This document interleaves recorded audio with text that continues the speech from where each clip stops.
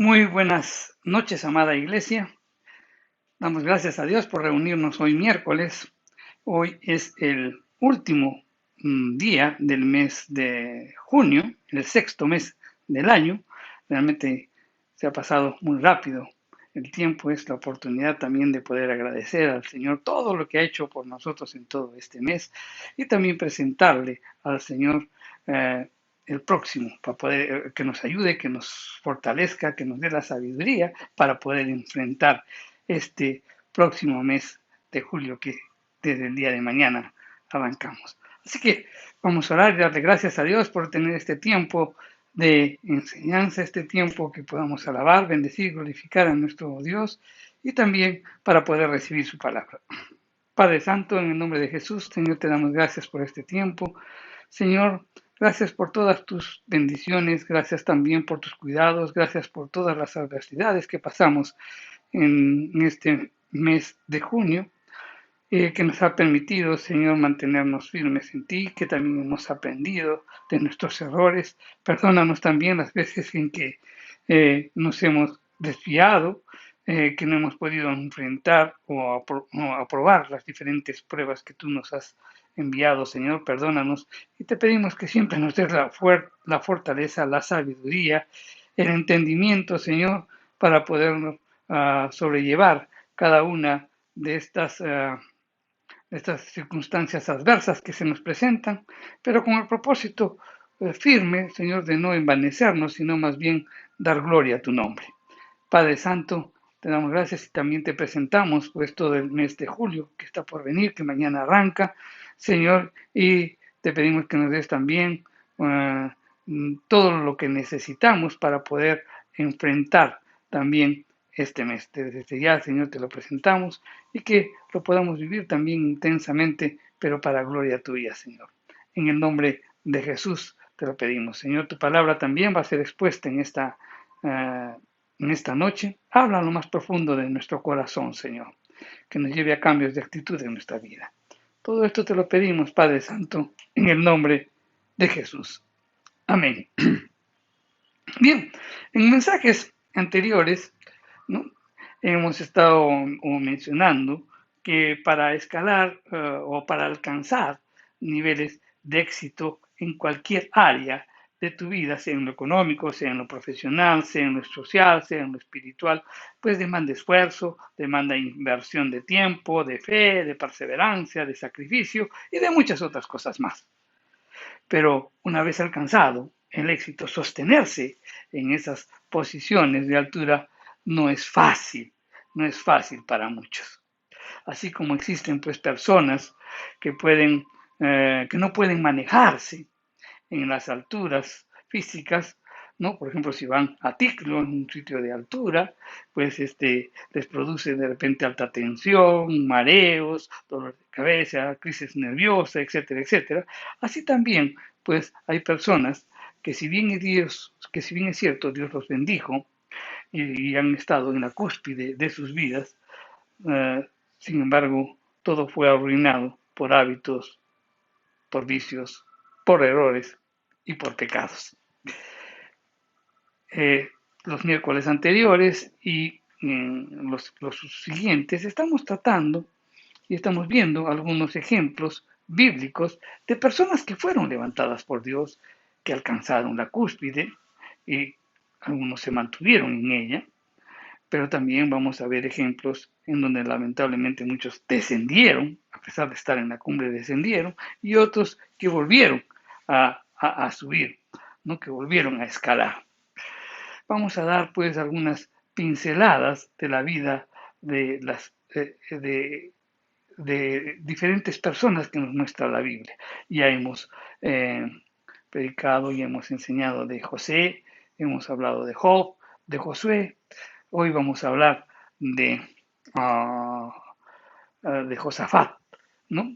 Eh, estas personas, estas personas estuvieron en la cumbre, ¿no? Escalaron, subieron a la cumbre, y es importante que nosotros aprendamos sus experiencias, sus errores, los tratos que Dios tuvo con ellos y las cualidades y virtudes que les permitieron alcanzar esos niveles de éxito. Pero también tenemos que tomar en cuenta o a analizarlos, meditar, contemplar, ¿no? Ver los errores, los hábitos y los pecados que los arruinaron. Y esto nos va a servir de guía y también de enseñanza para poderlo aplicar a nuestra vida. Bien, entonces, como dijimos, en esta noche vamos a ver el caso de Josafat. ¿Quién fue Josafat? Josafat fue el quinto rey de Judá y reinó 25 años. Josafat significa Jehová ha juzgado.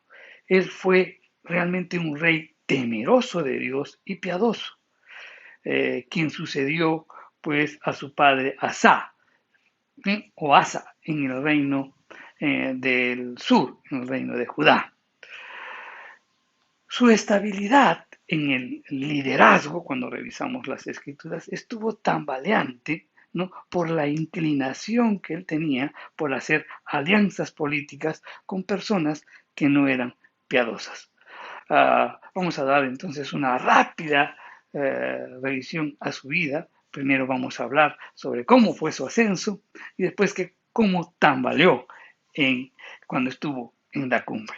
Bien, entonces vamos a ver, vamos a examinar su ascenso, por qué subió, cómo llegó a la cumbre, ¿no?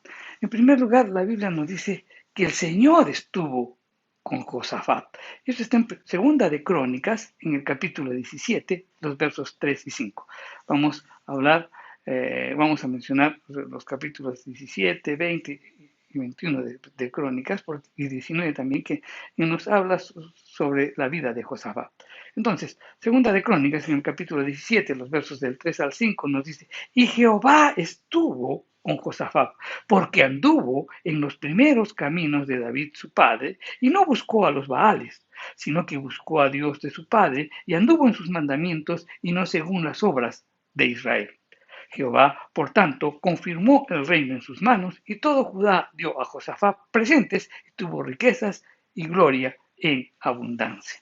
Bueno, entonces, lo primero que podemos rescatar aquí es que que Dios estuvo con Josafat. Ahora bien, ¿por qué estuvo con Josafat? Porque él anduvo en los caminos de David, ¿no? ¿Y cuáles fueron los caminos de David? Él no se contaminó con la doctrina de los Baales, él buscó a Dios y anduvo en sus mandamientos. Entonces, aquí encontramos tres secretos para alcanzar la bendición: no contaminarse, buscar a Dios y practicar sus mandamientos. Y eso es lo que hizo Josafat, y con eso él empezó su carrera de ascenso. ¿Cuál fue el resultado de aplicar estos tres principios en la vida de uno? Pues fue confirmado en su reino, tuvo gracia a los ojos del pueblo, porque todo Judá le daba presentes a Josafat.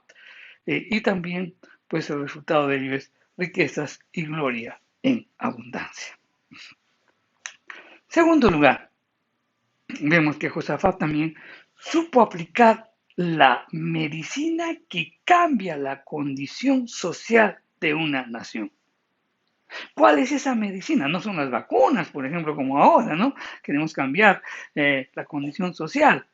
Están enfermos, quieren ponerse las vacunas, pero ¿cómo cambiamos socialmente también a la nación?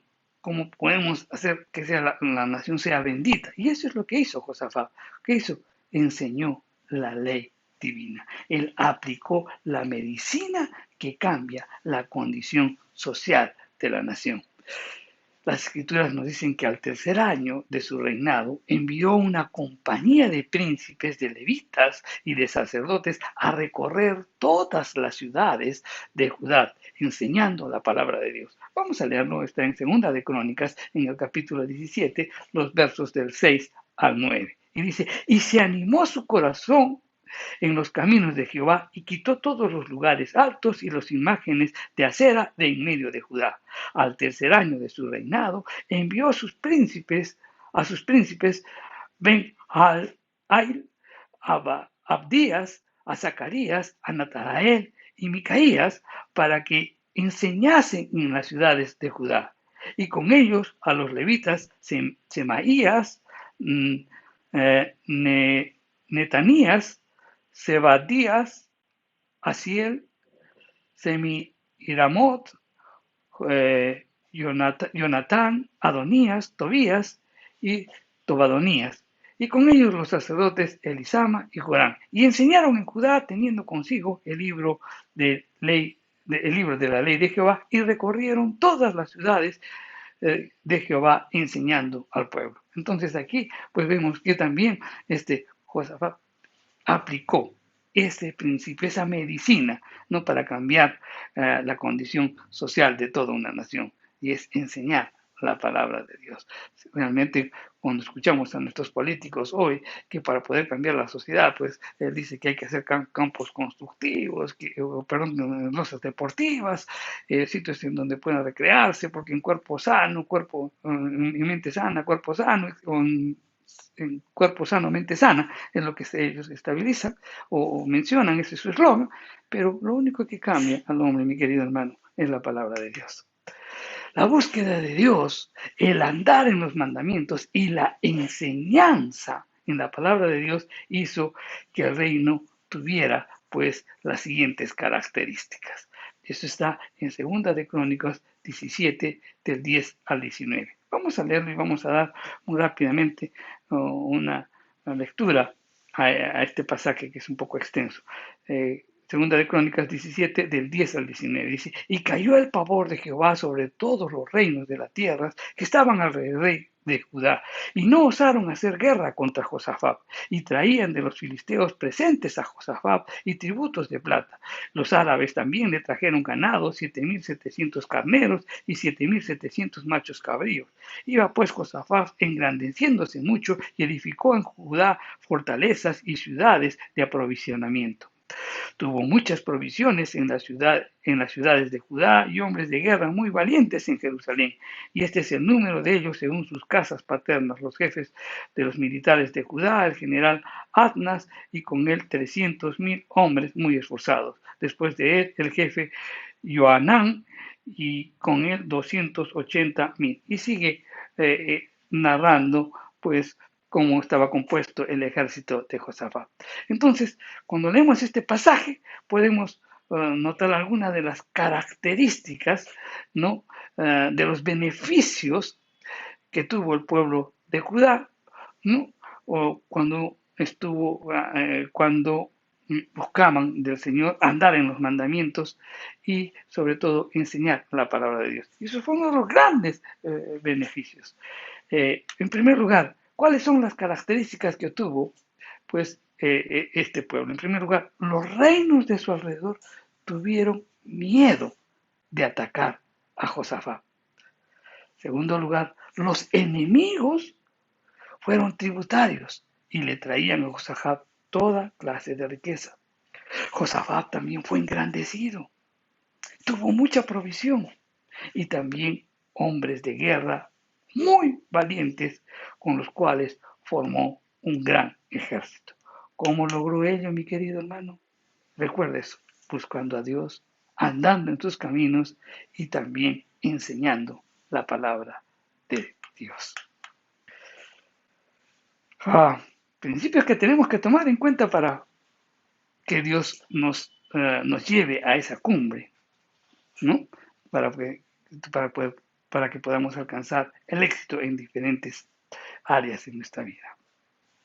Tercero, también él fue un líder diligente espiritualmente. En Segunda de Crónicas, en el capítulo 19, verso 4, dice, habitó pues Josafat en Jerusalén, pero daba vuelta y salía al pueblo, desde Beerseba hasta el monte Efraín, y los conducía a Jehová, el Dios de sus padres. En todo momento, esa era su pasión, predicar el Evangelio y llevar a los pies del Señor, que conozcan al Dios verdadero.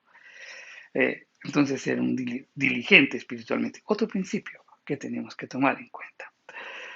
También Josafat supo tomar decisiones en tiempos de incertidumbre y de temor, cuando él no sabía qué hacer. Eso lo podemos leer en Segunda de Crónicas, en el capítulo 20. En este capítulo 20 empieza diciendo, pasadas estas cosas, O sea, después de toda prosperidad, vino una multitud compuesta por amonitas y moabitas a la guerra contra Josafat. Entonces él tuvo temor, ¿no? Nos dice en verso 3. ¿Qué podemos reflexionar al respecto? Que ningún líder, pues, por fuerte que sea, puede escapar a la crisis del temor en los tiempos de amenaza y también en los tiempos de incertidumbre. Siempre pues tenemos algo de temor, ¿verdad? Y esto trajo angustia, ¿no? A Josafat, y eso lo llevó a exclamar, dijo, no sabemos qué hacer, no sabemos qué hacer. Y él aplicó 7 principios en los momentos de la crisis. Y eso es lo que vamos a aprender hoy. ¿Con qué principios aplicó Josafat cuando estaba en, en crisis? Entonces, cuando nosotros estemos en un momento adverso también, podemos aplicar estos principios. En primer lugar, Josafat se humilló. Humillación. En segunda de Crónicas, en el capítulo 20, el verso 3 dice, entonces él tuvo temor y Josafat humilló su rostro para consultar a Jehová e hizo pregonar ayuno a todo Judá. Josafat sabía que la amenaza y la crisis son buenas oportunidades para quebrantarnos delante de Dios. Vamos pasando por crisis, en vez de quejarnos, humillémonos ante Dios, estemos delante de Dios. Miren, recuerden una cosa, Josafat tenía un ejército numeroso, tenía un ejército valiente, pero a tan grande y cercana amenaza no le quedó otra alternativa que humillar su rostro de rey en ayuno y oración y buscar la respuesta de Dios. Ah, estaba muy bien en ese momento y le viene un momento de crisis. Mira, aquí, ¿qué podemos aprender? No importa cuán consolidado esté nuestro reino, no importa cuán consolidado esté tu hogar, tu familia, tu matrimonio, no importa cuán consolidado puede estar tu negocio, no importa cuán consolidado pueda estar tu profesión o cuán sólido puede ser tu liderazgo que puedas ejercer.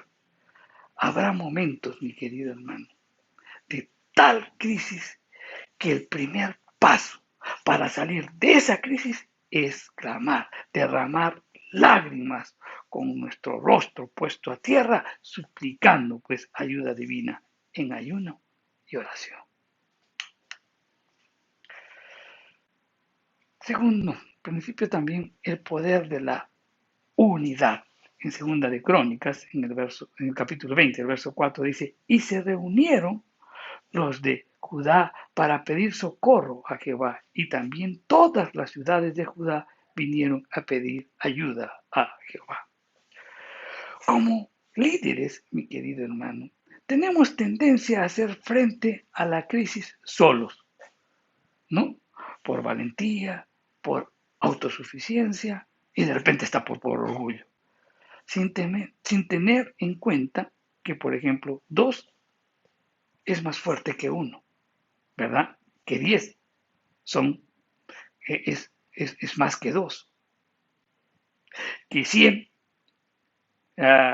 son más que 10 y que 1000 son más que 100, que son más que 100. Y podemos seguir. Siempre tiene que haber unidad y sobre todo mientras más personas estén involucradas, mejores resultados tendremos. Miren, los grandes milagros del Antiguo Testamento fueron producto del clamor unido. Los grandes milagros que vemos en el libro de los Hechos de los Apóstoles es el resultado de la unidad y de la unanimidad de la Iglesia. Los grandes avivamientos de la historia, esos grandes avivamientos de las historias de las naciones, han sido el resultado de la unidad del pueblo de Dios. Dios ha levantado a muchos siervos en crisis por el clamor de su pueblo. Josafat sabía que la unidad es fuente de poder. Tercer principio que aplicó en momentos de la crisis, es plena seguridad en la soberanía de Dios. El verso 6 de este capítulo 20 de Segunda de Crónicas nos dice, y dijo, Jehová Dios de nuestros padres, ¿no eres tú Dios en los cielos y tienes dominio sobre todos los reinos de las naciones? ¿No está en tu mano tal fuerza y poder que no hay quien te resista? Mira, si nosotros no reconocemos que Dios es soberano y que tiene total control y absoluto de todo, corremos el riesgo de, número uno, hundirnos más en la crisis y dos, darle más crédito al hombre, al diablo y a sus aliados. No importa, mi querido hermano, si la crisis es espiritual, no importa si la crisis es emocional, no importa si la crisis es física, no importa si la crisis es económica o si la crisis es producida por el hombre o por los demonios. Debemos confiar plenamente en la soberanía y el poder de Dios a quien servimos, quien tiene el total control y absoluto de toda la creación. Cuarto principio que también debemos aplicar en los momentos de adversidad y es reconocer nuestra limitación y nuestra insuficiencia. En segunda de Crónicas 20, el verso 12 nos dice, oh Dios nuestro, ¿no los juzgarás tú? Porque en nosotros no hay fuerza contra tan grande multitud que viene contra nosotros. No sabemos qué hacer y a ti volvemos nuestros ojos. Mira, muchas veces Dios permite, ¿no? Que las diferentes crisis podamos resolver por nuestra propia cuenta. Muchas veces Dios lo permite. Podemos utilizar nuestros recursos, podemos utilizar nuestras fuerzas, podemos utilizar nuestras habilidades, podemos utilizar nuestros conocimientos e incluso nuestras destrezas humanas. Pero, mi querido hermano, hay otras que tenemos que decir como Josafat, no sabemos qué hacer. Buscamos todas las fórmulas y ninguna nos da la respuesta. Nos sentimos completamente impotentes ante esta situación. Entonces, cuando llegamos a ese estado, es un momento para la intervención de nuestro Dios. El Señor te dice, déjame ahora, es mi oportunidad. Yo quiero ser glorificado. Cuando realmente hay toda esperanza se pierde, cuando la esperanza humana se ha esfumado, es tiempo de ver la mano de Dios. Y eso es lo que hizo Josafat. Y pronto llegó la voz de aliento de parte de Dios para Josafat por medio del profeta Jaziel, ¿no? Y le dice al rey y al pueblo. Y eso está en Segunda de Crónicas, el capítulo 20, el verso 15. Y dice, oíd Judá todo, y vosotros moradores de Jerusalén, y tú, rey Josafat, Jehová os dice así, no temáis, ni os amedrentéis delante de esta multitud tan grande, porque no es vuestra guerra, sino de Dios. Este mensaje o esta palabra que viene del profeta Jaziel, ¿no? No solamente pues ha levantado o levantó a Josafat y al pueblo, sino que levanta y sigue levantando a millones de cristianos cuando nosotros estamos pasando momentos de crisis y no sabemos qué hacer. Miren, antes de cruzar el Mar Rojo, este pueblo que recientemente fue liberado por Dios, el pueblo de Israel estaba atrapado, ¿verdad?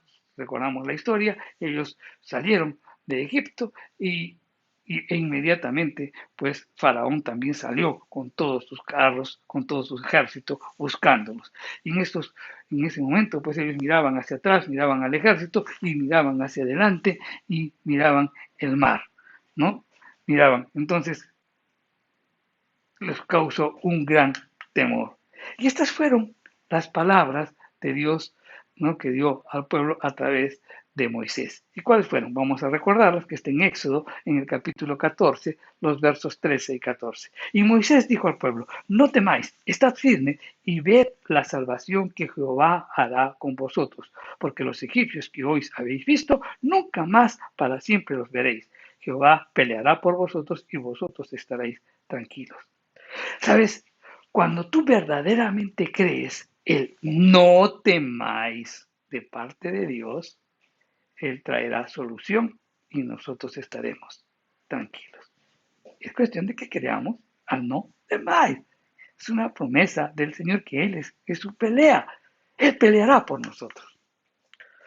Otro principio también que debemos aplicar en momentos de crisis es tiempo de quietud. Segunda de Crónicas, en el capítulo 20, el verso 17, la parte B dice: paraos, estad quietos y ved la salvación de Jehová con vosotros. Cuando todo está en movimiento, o cuando estaba en movimiento en esa época, con la época de Josafat, la orden fue: estad quietos. Es que las batallas espirituales y aún las físicas, muchas veces el éxito y la victoria serán el resultado del tiempo de quietud y de reposo que podamos tener con el Señor. Nuestras victorias contra Satanás, contra el mundo, con la carne e incluso con el pecado dependen del tiempo que pasemos en quietud, en comunión e intimidad, en secreto, en el secreto de Dios.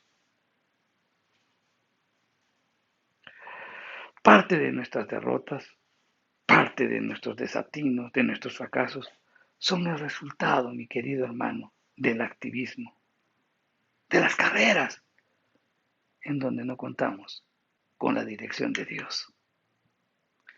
En tiempo de quietud podemos sentir la dirección de Dios. Obtenemos revelación, obtenemos sabiduría, obtenemos inspiración, obtenemos una nueva dimensión de fe y una amplia percepción espiritual.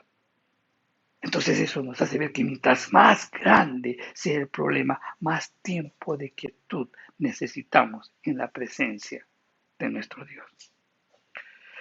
Dios, por medio del salmista, nos dice, ¿no?, en el Salmo 46, el verso 10: estad quietos y conoced que yo soy Dios.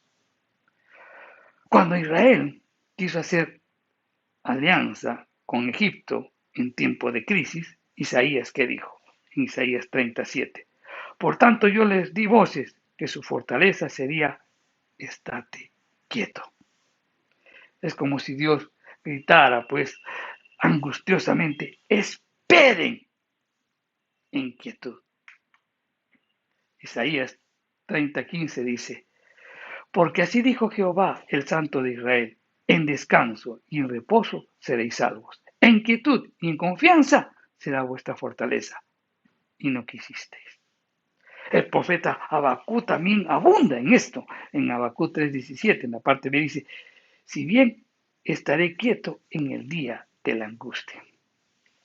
El líder cristiano, mi querido hermano, tiene que ejercer control y disciplina para aprender a estar quieto en la presencia del Señor todo el tiempo que sea necesario. Otro principio que debemos aplicar en los momentos de crisis es alabanza y adoración. Segunda de Crónicas, en el capítulo 20, los versos 18 y 19, nos dice: entonces Josafat se inclinó rostro a tierra, y asimismo todo Judá y los moradores de Jerusalén se postraron delante de Jehová y adoraron a Jehová. Y se levantaron los levitas de los hijos de Coat y de los hijos de Coré para alabar a Jehová, el Dios de Israel, con fuerte y alta voz. Miren, ¿cuál es la tendencia de nuestra naturaleza humana en el tiempo de crisis? ¿Cuál es? Bueno, todos sabemos. ¿Cuál es nuestra tendencia? Pues tenemos ansiedad, desánimo, angustia, murmuración, queja y lamento, ¿verdad? ¿Y qué ganamos con todo eso? Pérdida de energía emocional, física y espiritual. Cuando, al contrario, adoptamos pues una posición de alabanza y adoración en épocas de crisis, las cosas cambian. Hay sanidad física y también hay sanidad del alma. Se avientan las fuerzas demoníacas, fluye el poder de Dios, hay milagros de conversiones, milagros financieros, hay gozo, hay paz, hay serenidad, etcétera, etcétera. Debemos alabar y adorar a Dios más bien en épocas de crisis. La murmuración y la queja más bien empeoran la crisis. La alabanza y la adoración más bien traen bendición y nos remontan pues a nuevas dimensiones espirituales.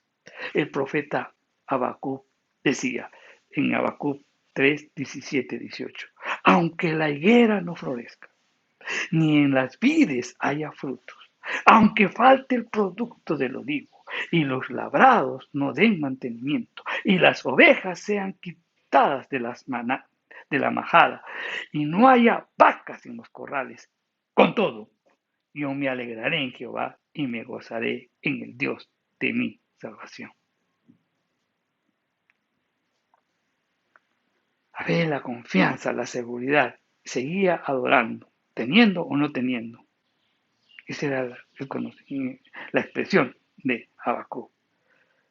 Entonces, ¿qué nos hace ver esto? Tenemos que bendecir a Jehová en todo tiempo, en momentos de paz, en momentos de reposo, pero también en momentos de ansiedad, en momentos de angustia, en momentos de temor. Rendirnos, adorarlo y alabarlo. Principio que no debemos olvidar. Otro principio también que debemos mantener en épocas de crisis es aprender el mensaje profético.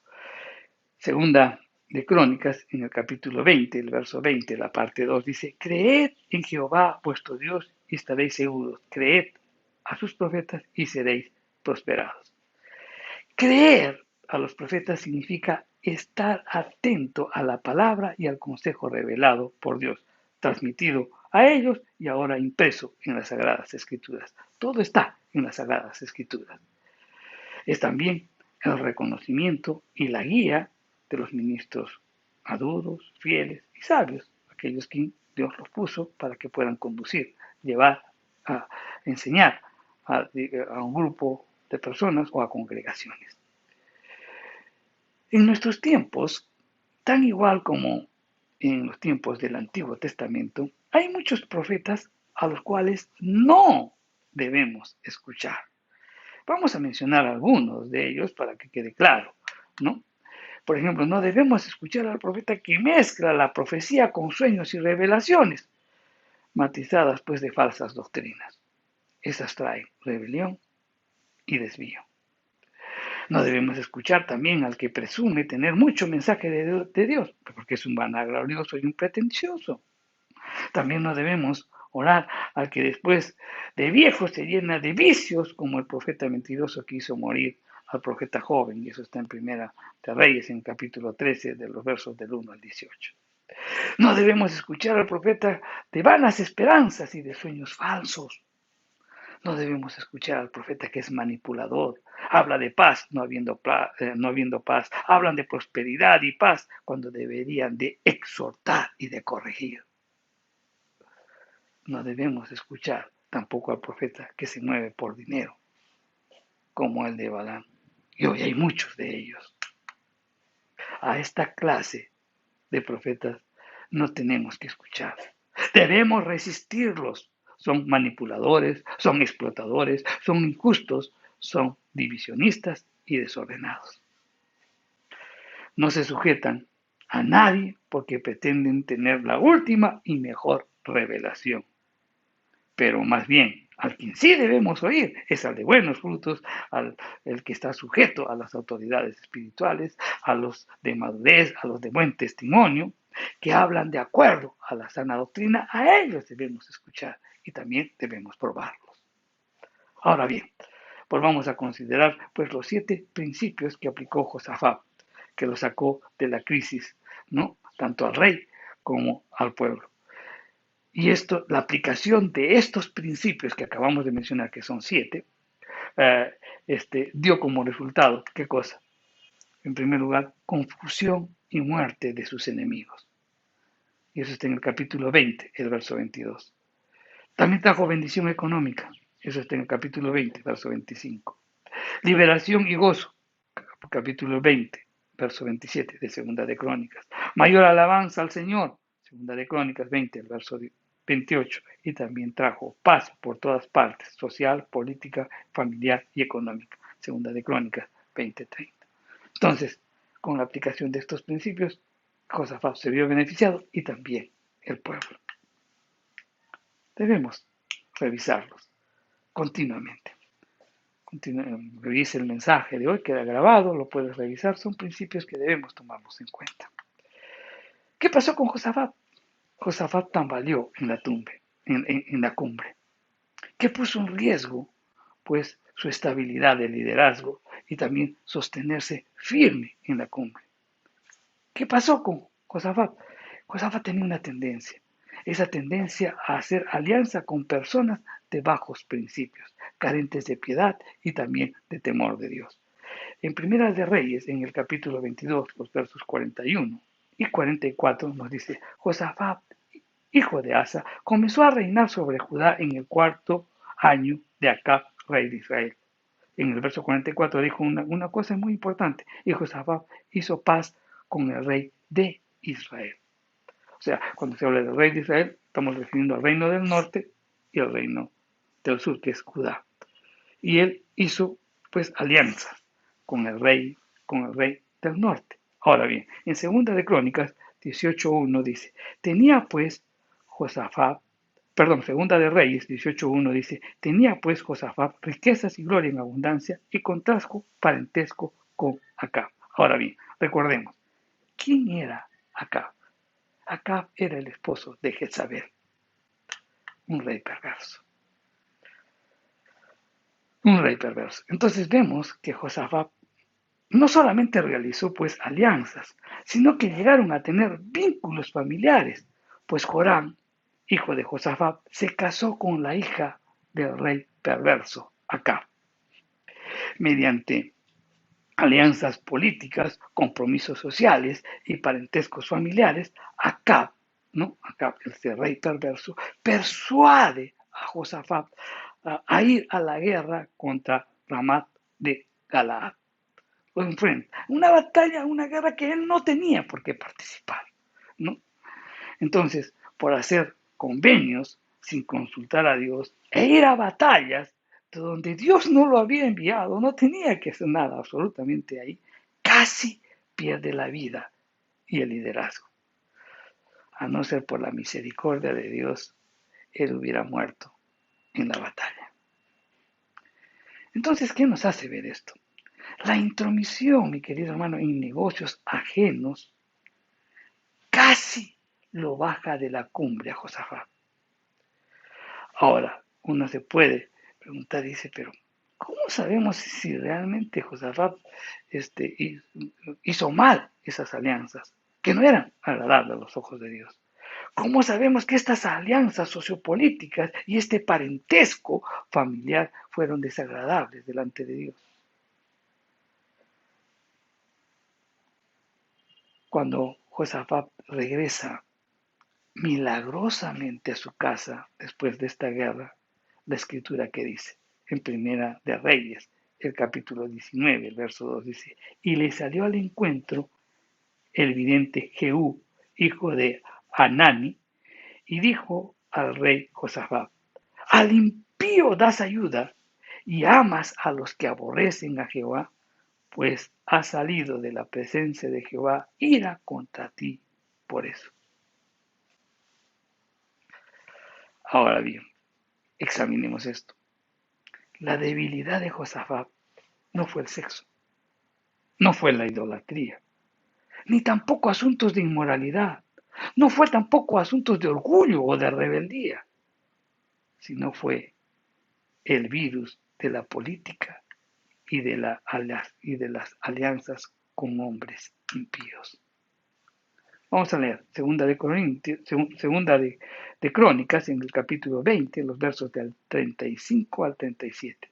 Pasadas estas cosas, Josafat, rey de Judá, trabó amistad con Ocosías, rey de Israel, el cual era dado a la impiedad, e hizo con él compañía para construir naves que fuesen a Tarsis, y construyeron las naves en Esión-Geber. Entonces Eliezer, hijo de Dodava, de Meseba, profetizó contra Josafat diciendo: por cuanto has hecho compañía con Ocosías, Jehová destruirá tus obras. Y las naves se rompieron y no pudieron ir a Tarsis.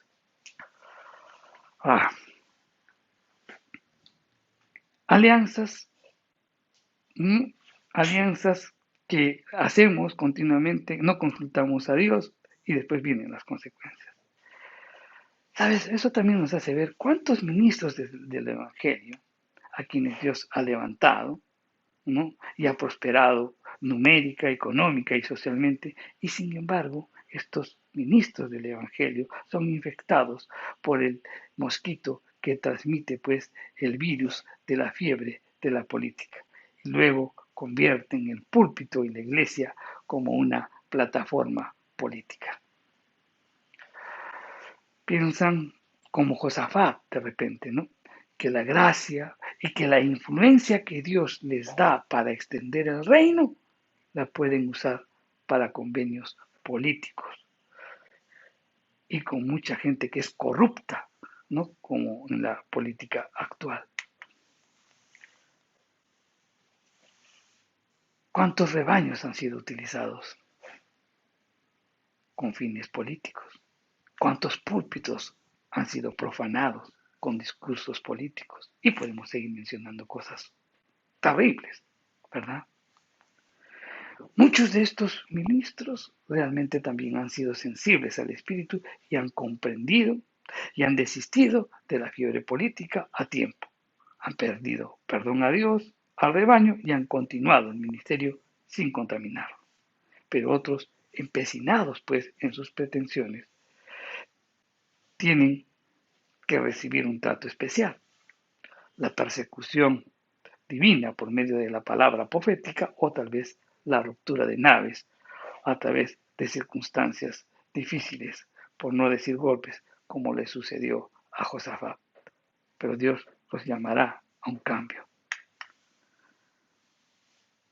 Cuando leemos la vida de Josafat, al parecer, a pesar de los desatinos y de los tambaleos, finalmente él pudo mantenerse en la cumbre, gracias a la misericordia de Dios y a la disposición para buscarlo a tiempo.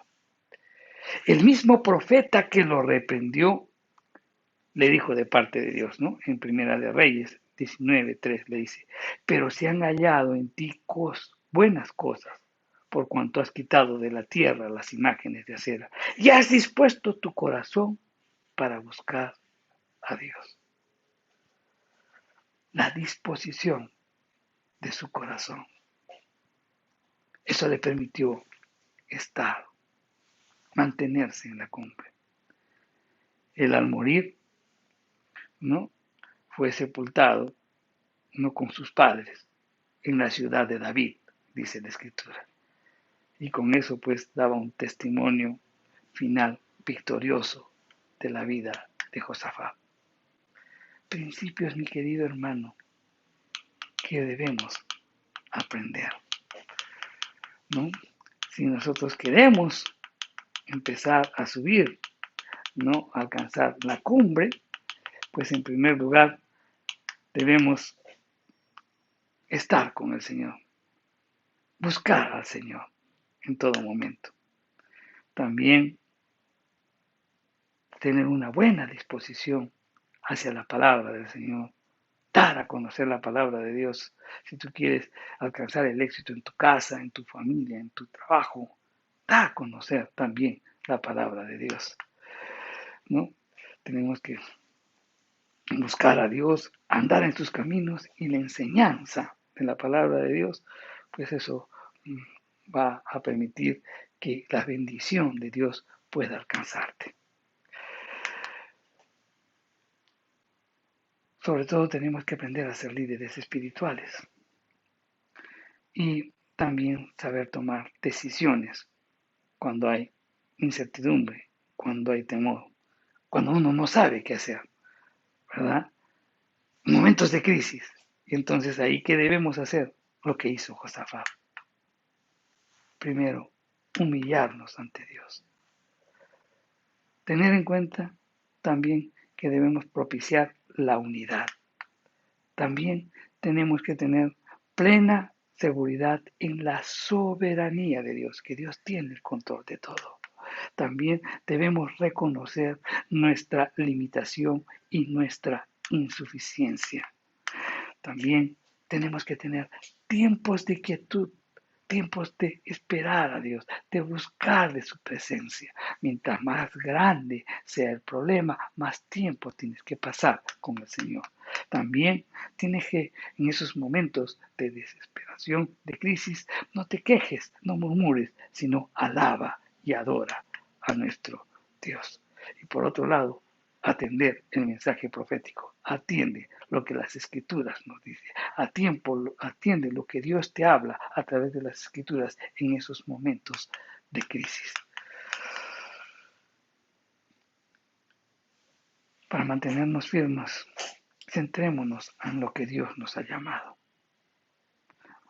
No hagamos alianzas y nos metamos en guerras que no son las nuestras. No nos involucremos en cosas en las cuales Dios no nos ha llamado. Centrémonos en las cosas de Dios y miraremos su gloria. Eso nos podrá mantener, nos podrá alimentar, fortalecer para estar en la cumbre. Y al final alcanzar un, pues un estado victorioso. Vamos a orar. Padre Santo, te damos gracias por tu palabra, Señor. Gracias porque a través de ella, pues con ejemplos de personas que tú los levantaste, que cometieron muchos errores, pero esos tú los has registrado para enseñanza nuestra, Señor.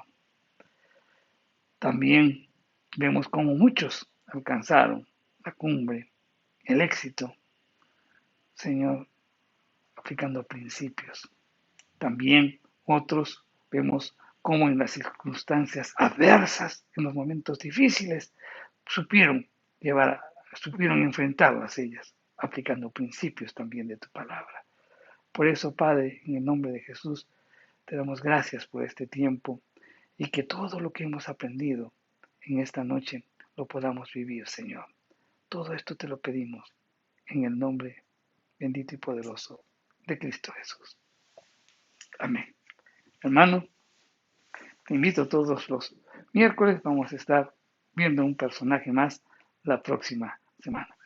Que Dios te bendiga.